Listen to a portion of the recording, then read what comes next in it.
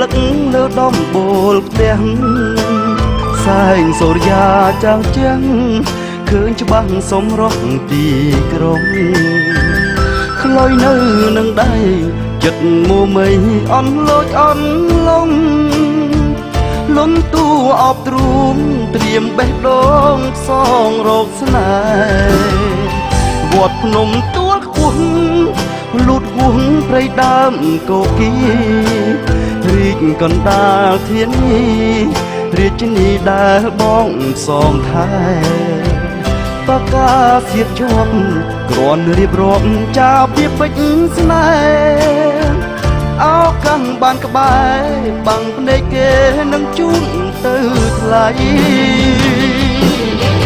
សាលីខិតបើកអានរឿងនៅពេលបងខ្លាចមានពាក្យឆ្គំឆ្គងតោះចិត្តស្រីមិនរយរាយក្លិនមិនក្រអូបដូចបិចថ្លៃចាប់តលដៃមិនហ៊ានស្វែងវាងរាយងាយយល់អូនស្គាល់អូនធ្លាប់បានរៀនអក្សរខ្មែរជាជានមិនមានលាយពាក្យបរទេសបើអានមិនតបមិនមែនព្រោះតែអូនមិនចឹងគឺចិត្តមួយនេះត្រូវដុតឆេះព្រោះអូនមិនស្នេ